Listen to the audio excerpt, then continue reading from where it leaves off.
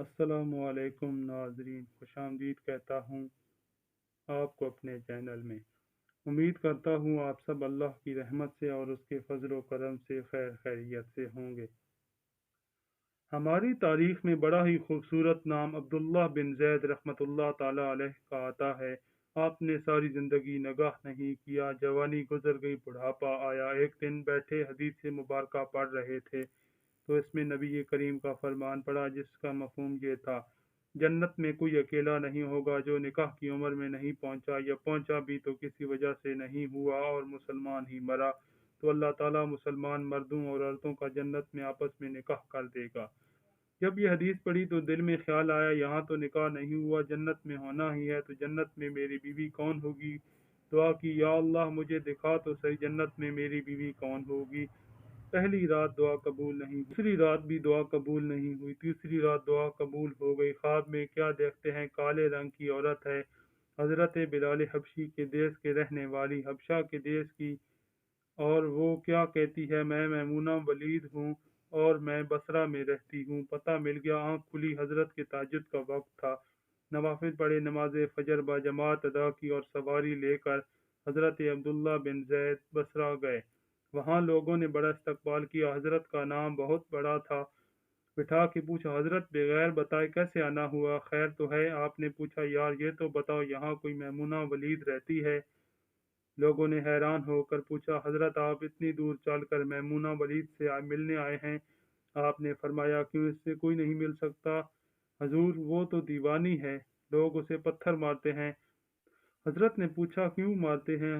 حضور کام ہی ایسے کرتی ہے، کوئی ہو رہا ہو تو اسے دیکھ کر ہنسنے لگتی ہے اور کوئی ہنس رہا ہو تو رونا شروع کر دیتی ہے۔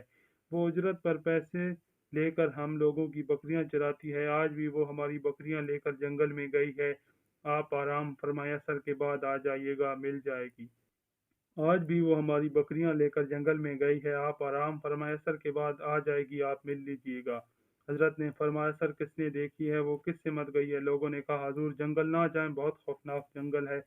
آپ نے فرمایا: بتاؤ کس طرف گئی ہے؟ لوگوں نے بتایا۔ آپ فرماتے ہیں: میں نکل گیا۔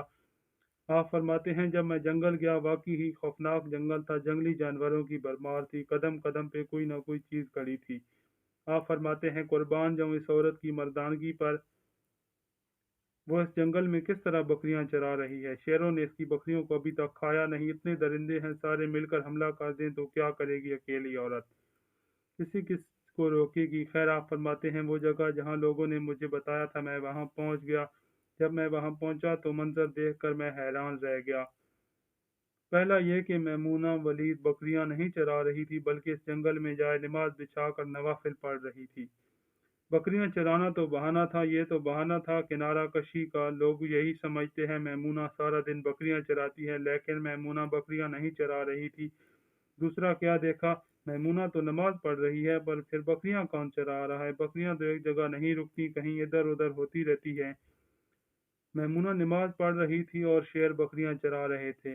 بکریاں چل رہی تھی، شیر ان کے گرد گھوم رہے تھے۔ اگر کوئی بکری بھاگتی، اس کی فطرت ہے شرارت کرنا، تو شیر اسے پکڑ کر واپس لے آتا، لیکن کہتا کچھ نہیں۔ آپ فرماتے ہیں: میں حیران و پریشان کھڑا تھا، یہ کیسے ہو سکتا ہے؟ کیسے فطرت بدل سکتی ہے؟ لوگ کہتے ہیں فطرت نہیں بدلتی، یہ شیر اور بکریوں میں یاری کیسے ہو گئی؟ آپ فرماتے ہیں: میں حیران و پریشان کھڑا، مجھے نہیں پتا کہ کب میمونہ ولید نے نماز ختم کی اور مجھے مخاطب کرتے ہوئے کہا: اے عبداللہ، ملنے کا وعدہ تو جنت میں تھا، آپ یہاں آ گئے۔